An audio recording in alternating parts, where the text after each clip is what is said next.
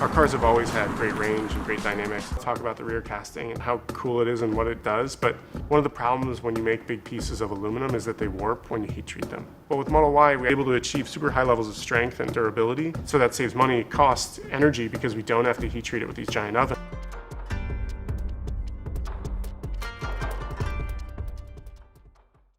일론 머스크의 자율주행 완성에 대한 자신감이 세계 여러 곳에서 표현되고 있는데요. 2023년 7월 6일 일론 머스크는 중국 상하이에서 열린 세계 인공지능 AI 대회 개막식에서 동영상으로 축사를 하면서 올해 말쯤 완전 자율주행 기술 구현이 가능할 것 같다라고 했습니다. 그러면서 굉장히 구체적인 이야기를 꺼냈는데요. 인간의 개입이 필요 없는 완전 자율주행 상태에 매우 근접해 있고 미국 도로에서의 테스트는 거의 마친 상태라고 했습니다. 자신의 추측으로는 올해 말쯤에 사람들이 생각하는 완전 자율주행 레벨 4 또는 레벨 5 정도의 자율주행을 달성할 수 있을 것 같다라고 했습니다. 그러나 법이나 제도, 정책 등이 아직 완전 자율주행을 현실에서 적용할 정도로 세부적으로 정비되거나 만들어지지 않았기 때문에 우리 삶에서 완전하게 자율주행을 이용하는 것은 어려워 보이고요. 다만 사람들이 생각하는 수준의 자율주행 단계에 기술적으로 진입했다는 이야기로 받아들이면 될 것 같습니다. 언제나 기술이 먼저 발전하고 법이나 제도는 항상 늦게 따라오기 때문에 자율주행이 우리 생활에서 조금씩 선보이게 되면 필요에 의해 법과 제도가 정비되는 순서로 관련 단계가 진행된다고 보시면 될 것 같습니다. 과거에도 일론 머스크의 자율주행 예측 발언에 대해 많은 사람들이 그 약속을 지키지 못했다며 일론 타임이라고 조롱하며 시기에 대한 비판을 했었는데요. 일론 머스크는 그런 사실에 대해 쿨하게 인정했습니다.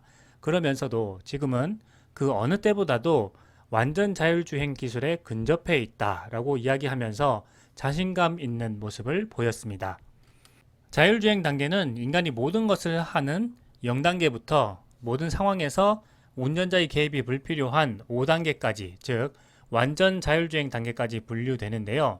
일론 머스크가 말한 중간 4단계는 정해진 구역 내 자율주행이 가능한 수준으로 이해하시면 될 것 같습니다. 현재에도 구글 웨이모와 GM 크루즈가 로보택시 서비스를 정해진 구간에서 시행하고 있기 때문에 개인적으로는 이러한 단계를 4단계로 이해해도 될 것 같다고 생각합니다. 아직까지 구글 웨이모와 GM 크루즈가 현실 도로에서 많이 헤매고 있기 때문에 테슬라의 FSD 기반의 자율주행과 로보택시 서비스가 같은 도로에 나오게 된다면 기술력 차이를 확실하게 보여줄 수 있을 것으로 기대됩니다. 일론 머스크가 처음으로 완전 자율주행 기술을 언급한 것은 2014년이었습니다. 당시 몇 년 안에 자율주행 기술을 완성할 수 있을 것이라고 했는데요. 벌써 9년이라는 시간이 흐르면서 일론 머스크를 사기꾼이라고 비판하는 사람도 많았습니다. 한때는 완전 자율주행 기술에 대한 사기 혐의로 테슬라 주주들로부터 피소를 당하기도 했는데요. 지금 생각해보면 일론 머스크가 참 힘든 시간을 견디면서 어려운 일을 하나씩 잘 헤쳐나온 것 같습니다. 일론 머스크는 인공지능을 현실에서 적용하는데 큰 어려움을 겪었다고 고백하면서 자율주행의 기술적 어려움에 대해서 이야기했는데요. 이제는 상당 부분 현실 인공지능 문제를 해결하게 되면서 FSD가 완성 단계에 가까웠다는 판단을 하게 된 것 같습니다. 그리고 나서 아주 중요한 이야기를 했는데요. 일론 머스크는 테슬라가 자율주행 기술을 다른 기업과 공유하는 것에 대해 생각하고 있고 자율주행 기술은 세대를 뛰어넘어서 자동차 사용량을 크게 늘릴 수 있는 기술이라고 했습니다. 최근 테슬라는 전기차 충전소인 슈퍼차저를 다른 자동차 회사에게도 개방하기 시작했습니다. 포드, 폭스바겐, GM, 리비안과 같은 많은 업체들도 모두 테슬라의 충전 표준인 NHS를 사용하고 차세대 차량에도 충전 포트를 설치하겠다고 했습니다. 테슬라의 충전 표준으로 모두가 모여든 것인데요. 댄 아이브스는 테슬라의 슈퍼차저는 시작일 뿐이고 앞으로는 테슬라 배터리와 자율주행이 뒤를 이을 것이라고 했습니다. 댄 아이브스 말처럼 이제는 일론 머스크가 완성된 자율주행 기술을 다른 자동차 기업들에게 라이센스화해서 공유하는 형태로 비즈니스를 수익화할 수 있겠다는 생각이 듭니다. 자율주행 기술이 전기차에 더해지게 되면 자동차 이용 시간이 늘어나면서 자동차의 가치가 올라간다는 것이 일론 머스크의 생각이었습니다. 보통 일주일에 10시간 정도 자동차를 사용하는데 자율주행을 이용하면 그 시간 동안 운전이 아닌 다른 일을 할 수 있게 되기 때문에 자동차를 최소 5배는 사용할 것이라고 했고, 그래서 자율주행의 가치는 그 시간만큼의 가치를 인정받게 될 것이라고 했습니다.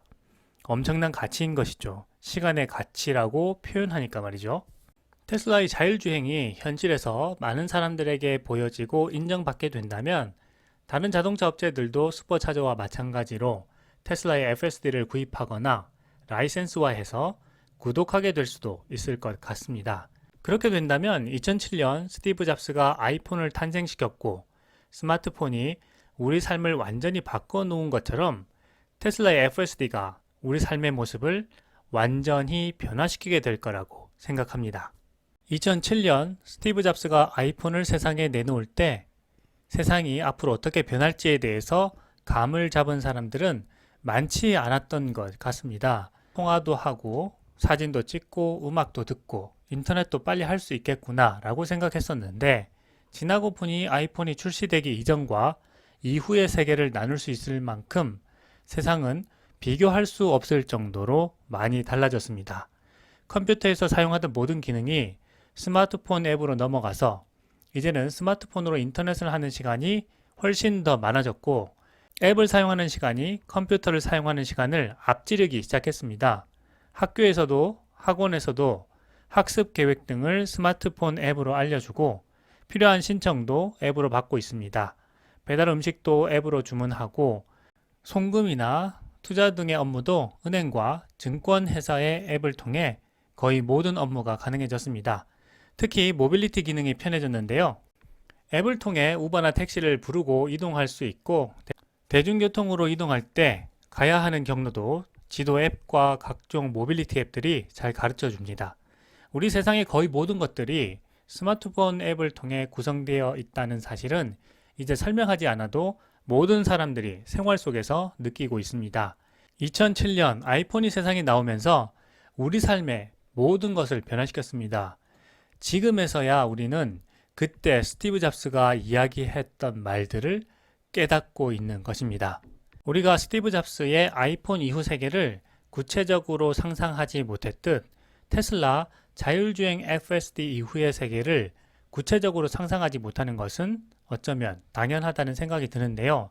그 때문에 FSD의 제대로 된 가치를 판단하지 못하고 있다는 생각도 듭니다. 제레미 리프킨이 말한 인류 문명을 발전시킨 세 가지 요소는 바로 전력과 커뮤니케이션 그리고 모빌리티였습니다. 지속 가능한 에너지로의 전환이라는 전력 변화와 스페이스X를 비롯한 머스크 어벤져스 간의 커뮤니케이션, 그리고 테슬라 모빌리티의 변화는 2007년 아이폰의 커뮤니케이션 변화 이상으로 우리 삶에 커다란 파도를 몰고 올 것이라는 생각이 듭니다.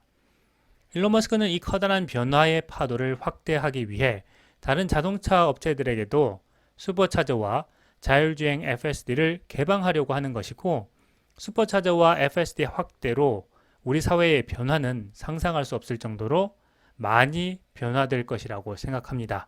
과거에 스티브 잡스의 아이폰이 몰고 올 변화를 우리가 제대로 이해하고 상상하지 못했던 것처럼 말이죠. 혁명적인 기술은 늘 그렇게 우리에게로 다가왔습니다. 웨드부시의 애널리스트인 댄 아이브스는 테슬라의 성공에 대해 극찬을 아끼지 않았는데요. 테슬라의 목표 주가를 $300로 제시하면서 테슬라는 전기차 산업의 성공을 수익화로 연결하는 AWS 모멘트에 직면하고 있다라고 했습니다. 아마존의 비즈니스에 대해 아시는 분이라면 이것이 정말 엄청난 이야기라는 사실을 잘 아실 텐데요. 댄 아이브스는 테슬라의 충전소와 기술 공유가 아마존 웹 서비스인 AWS의 시장 지배력 확장 전략과 유사하다고 판단하는 것 같습니다. 댄 아이브스는 테슬라가 전기차 충전 인프라와 기술에 대한 액세스 권리 판매를 시작했다라고 평가했는데요. 이것은 AW식 성공 방식과 유사하다고 본 것입니다. 아마존 웹 서비스는 오늘날에는 일반적인 클라우드 컴퓨팅 플랫폼을 타사에 제공하고 수익을 올리는 비즈니스입니다. 한번 AWS를 쓰게 되면 이동이 쉽지 않아서 아마존의 지속적이고 안정적인 수익 구조로 자리 잡게 되었는데요. 사실 아마존 웹 서비스의 성공이 제프 베이조스를 세계적인 부자로 만든 핵심이라고 말할 수가 있습니다. 2022년 기준으로 AWS 사업부의 매출은 아마존 전체 매출의 약 16% 정도만을 차지하고 있지만 사실상 모든 영업이익은 AWS에서만 나오고 있습니다. 다시 말하면 AWS는 아마존의 캐시카우인 셈입니다. AWS는 아마존을 커머스 기업에서 종합 IT 기업으로 탈바꿈시켰고 이후 여러가지 산업에 진출할 수 있는 가능성을 열어주었습니다. 그래서 업계에서는 AWS를 가리켜서 아마존을 진정한 빅테크 궤도에 올려놓은 신의 한 수라고 평가하고 있습니다. 댄 아이브스는 이러한 놀라운 AWS를 테슬라 충전 네트워크에 비유한 것입니다. 슈퍼차저 네트워크를 적극적으로 개방함으로써 산업 표준을 만들고 타사가 참여하는 공통의 플랫폼으로 만들어서 안정적인 수익을 가져다주는 성공 비즈니스가 되었다는 뜻에서 AWS식 성공 방식이라고 하는 것입니다.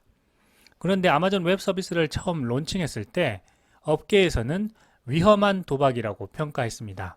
사업 영역이 완전히 다르다고 판단했기 때문입니다. 하지만 제프 베이조스는 모든 것을 판매한다는 아마존의 신념을 경영 철학으로 삼았고 결국 AWS가 성공하며 아마존을 세계적인 기업으로 우뚝 서게 만들었습니다. 댄 아이브스는 CNBC와의 인터뷰에서 한 걸음 더 나아가 슈퍼차저 네트워크 표준은 첫 번째 단계일 뿐이며 궁극적으로 다음 단계는 배터리 기술이 될 수 있다라고 말했습니다. 만약 댄 아이브스의 말대로 테슬라의 배터리 기술이 업계 표준이 된다면 사실상 전기차 업계는 테슬라가 모든 것을 결정하는 테슬라 제국 속으로 들어가게 되는 것인데요. 이 엄청난 예상이 과연 현실이 될지 투자자로서는 무척 궁금해지는 순간입니다. 파이퍼 샌들러는 자신의 연구 노트에서 테슬라가 2030년까지 비테슬라 소유자로부터 약 30억 달러의 충전 수익을 올릴 수 있을 것으로 추정했고요.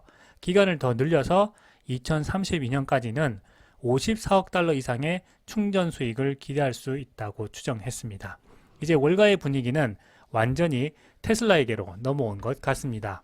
댄 아이브스는 계속해서 테슬라의 미래 잠재력에 대해서 이야기했는데요. 테슬라는 배터리에서 슈퍼차저, 에너지 스토리지와 부품에 이르기까지 복합적 수익 창출이 초기 단계에서 시작되고 있다고 했습니다. 댄 아이브스는 테슬라가 올해 180만 대 판매 목표를 달성할 수 있을 것으로 보고 있다고 했는데요. 향후 1, 2분기 동안 저점을 찍고 2024년에는 마진이 다시 상승하는 스토리를 기대해 볼 수 있다고 했습니다. 중국에서도 수요가 강세를 보이고 있는데요. 6월 마지막 몇 주 동안 꾸준한 수요로 인해서 2분기 중국 판매는 기록적인 수준이 될 것으로 예상하고 있습니다. 최근 여러 애널리스트들이 기관 네바다 방문을 통해서 4680 배터리 셀 생산에 확신을 가진 것으로 전해지고 있고요. 올해 말에 사이버 트럭이 출시되어 고객에게 인도되고 3만 달러 미만의 차량이 본격적으로 생산되면 테슬라의 성장은 본격 궤도에 오를 것으로 생각됩니다. 최근 RBC 캐피탈은 테슬라의 자율주행 가능성에 주목하며 테슬라 목표 주가를 212달러에서 305달러로 상향 조정했습니다. 테슬라 자율주행을 별도 사업으로 모델링해서 평가하고 있는 것으로 전해졌는데요. 테슬라의 완전 자율주행 소프트웨어가 마진 하락을 상쇄하고 소프트웨어 비즈니스 전환에 있어 유리한 지위를 갖게 될 것으로 전망했습니다. 미국에서 로보택시 보급률이 25%에 이를 것으로 추정했고요. 자율주행 기술과 로보택시는 우리의 일상을 크게 변화시킬 것으로 전망했습니다. RBC 캐피탈 분석가 톰 나라아는 테슬라 목표 주가를 212달러에서 305달러로 상향 조정했고요. 테슬라 투자 의견을 시장 수익률 초과 달성 등급으로 유지했습니다. 테슬라에서 놀라운 소식을 전했습니다. 테슬라의 인공지능 자율주행 시스템을 완전히 새로운 수준으로 끌어올릴 도조 슈퍼컴퓨터를 다음 달부터 본격 생산한다고 밝혔는데요. 도조는 많이 들어보신 대로 인공지능 AI를 학습시키는 도구입니다. 테슬라는 도로를 달리는 수백만 대의 테슬라 차량으로부터 하루에도 엄청난 데이터를 수집하고 있는데요. 테슬라 인공지능 자율주행 시스템인 FSD 학습을 위해서 처음부터 특수 목적으로 구축한 테슬라의 맞춤형 슈퍼컴퓨터 플랫폼이다 라고 이해하시면 좋을 것 같습니다.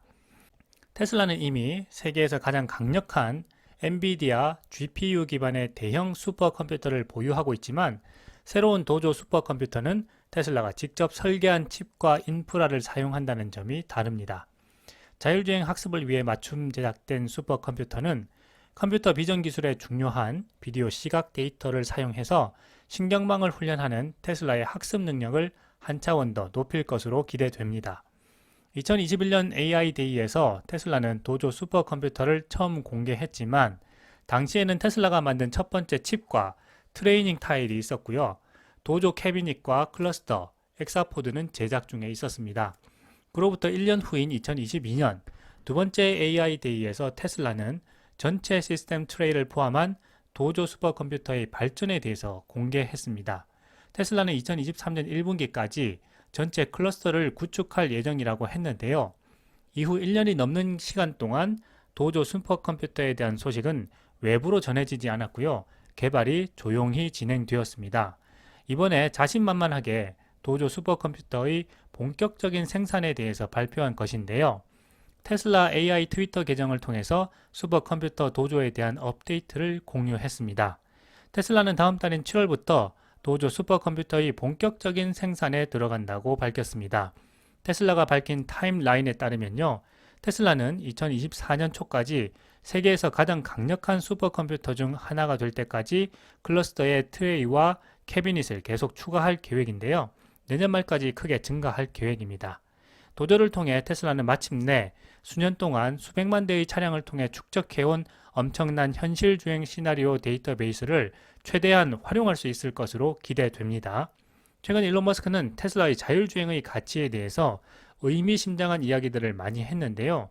테슬라의 가치는 자율주행 기술을 기반으로 하고 있다. 테슬라가 완전 자율주행에 거의 근접했으며 궁극적으로 테슬라 전기차를 로보택시로 전환할 수 있을 만큼 자율주행 기술이 향상될 것이다 라고 했습니다. 현실에서 자율주행 기술을 보게 될 날이 멀지 않았다는 생각이 듭니다.